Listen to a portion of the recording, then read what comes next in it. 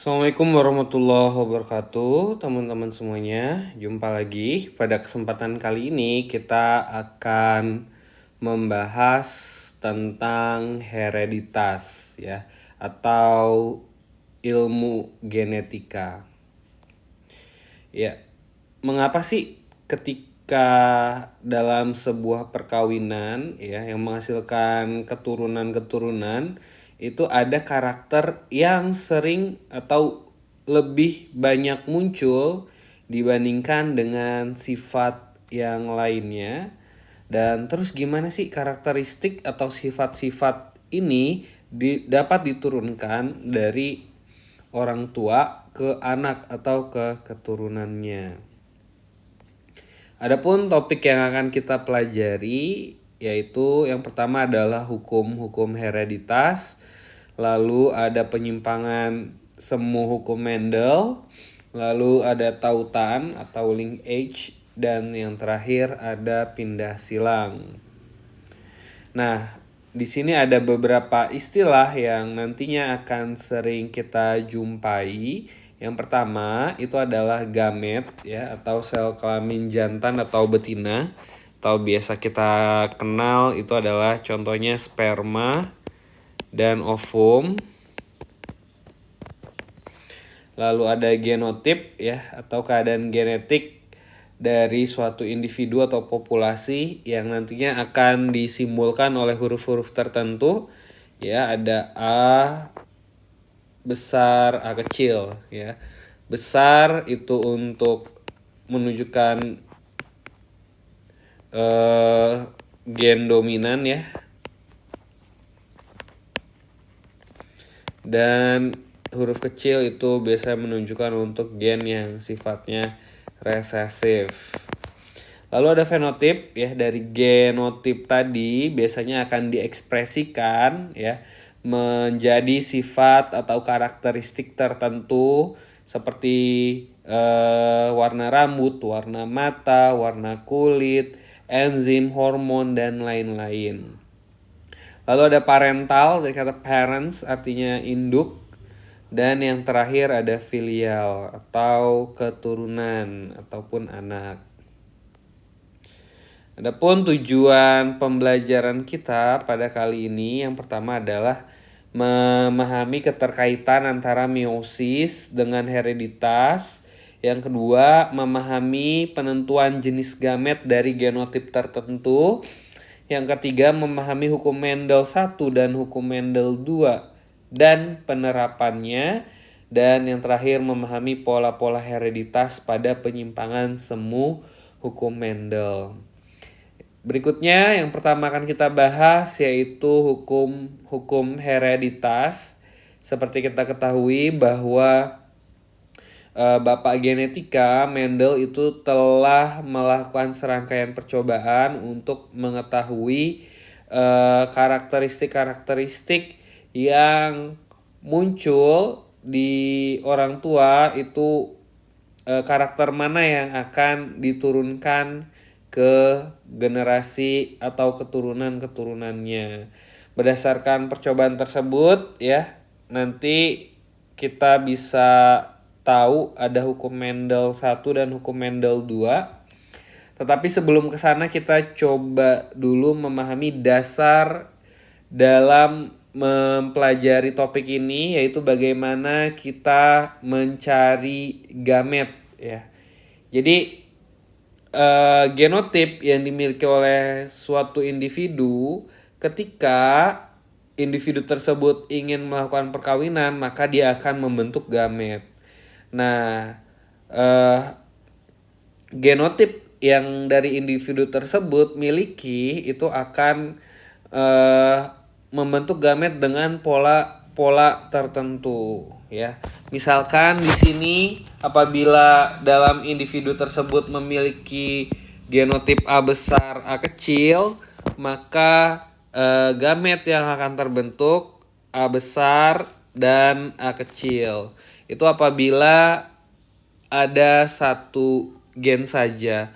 Lalu kalau ada dua gen atau di dua kromosom yang berbeda ya, Misalkan di sini ada B besar, B kecil, E besar, E kecil, maka variasi gamet yang akan terbentuk ya bisa B besar berpasangan dengan E besar menjadi B besar E besar, B besar berpasangan dengan E kecil menjadi B besar E kecil, atau B kecil dengan E besar ya, ataupun B kecil dengan E kecil. Jadi semakin banyak variasi atau kromosom yang dimiliki oleh suatu individu, maka variasi gametnya pun akan juga banyak ya. Peristiwa pembentukan gamet ini terjadi pada tahapan meiosis ya. Terjadi pada tahapan meiosis. Jadi topik ini sangat berkaitan konsepnya dengan materi atau topik meiosis. Nah, berikutnya di sini masih tentang gamet pada gen. Yang tadi kita bahas itu adalah apabila gamet pada gen-gen yang tidak terpaut ya, atau tidak terikat. Nah, pada kondisi tertentu apabila gen antara satu dengan lainnya pada kromosom yang sama itu jaraknya berdekatan, maka akan cenderung terbentuk pautan. Berarti dalam kondisi pautan ini gen-gen tersebut dia tidak bisa saling dipisahkan ya. Tidak bisa saling dipisahkan. Misalnya di sini kita bisa lihat kalau tidak terpaut ada gen 1A, 2A, 1B, 2B, maka variasi gamet yang akan terbentuk 1A, 2A, 1A, 2A, 1B, 2A, 1A, 2B ya. Apabila dia terpaut misalkan di sini 3A, 4A dan 3B, 4B, 3B pasti berpaut dengan 4B. 3A pasti berpaut dengan 4A ya. Jadi tidak bisa ya 3B ya itu dengan 4A itu tidak bisa. Berbeda dengan pada kasus yang di atas ya. Karena dia tidak saling berpaut maka bisa saling bertukar. 1A dengan 2B ya, atau 1B dengan 2A. Nah, berikutnya kita akan membahas tentang hukum Mendel 1. Hukum Mendel 1 ini dikenal juga dengan hukum segregasi atau pemisahan. Ya, jadi pada saat meiosis, kromosom-kromosom itu dapat memisah secara bebas. Dan hukum ini dibuktikan dengan persilangan monohibrid atau persilangan satu sifat. Nah, di sini sudah ada contohnya, misalkan warna bunga itu dipengaruhi oleh gen U ya. U besar itu merujuk pada warna ungu, U kecil itu merujuk warna putih. U besar galur murni ya. Bunga ungu galur murni disilangkan dengan bunga putih galur murni, U kecil ya, akan terbentuk 100% bunga ungu. Nah, apabila bunga ungu ini disilangkan dengan sesamanya ya. Di sini U besar U kecil disilangkan dengan U besar U kecil, maka gamet dari U besar U kecil adalah U besar dan U kecil. Yang jantan pun sama. Karena ada dua gamet, di sini ada dua gamet juga, maka kita bentuk papan persilangannya 2 kali 2. U besar U kecil, U besar U kecil. Lalu tinggal kita silangkan saja, U besar ketemu U besar jadi U besar U besar, U besar U kecil jadi U besar U kecil, U kecil jadi U kecil U kecil, U besar U kecil jadi U besar U kecil. dengan rasio perbandingan genotipnya U besar ada 1 ya. Ada 1. U besar U kecil ada 2 ya. 1 2. Dan U kecil ini ada 1. 1:2:1. Karena U besar dominan terhadap U kecil, maka U besar dan U kecil dia berwarna ungu, sedangkan U kecil berwarna putih dengan perbandingan 3:1.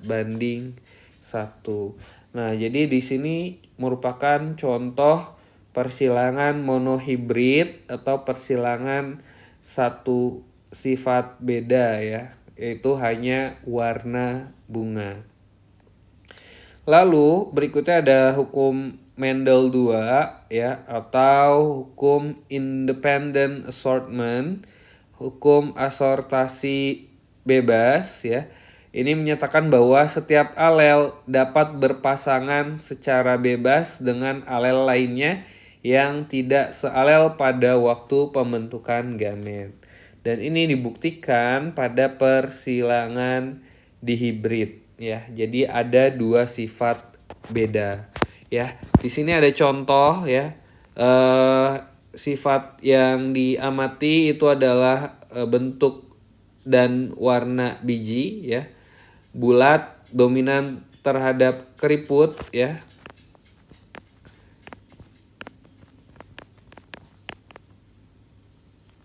Dan kuning dominan terhadap hijau.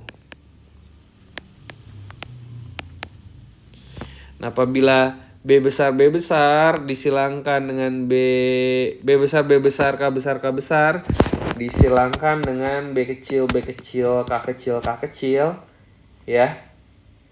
Di sini gametnya hanya 1. B besar K besar, dan di sini juga 1 B kecil K kecil.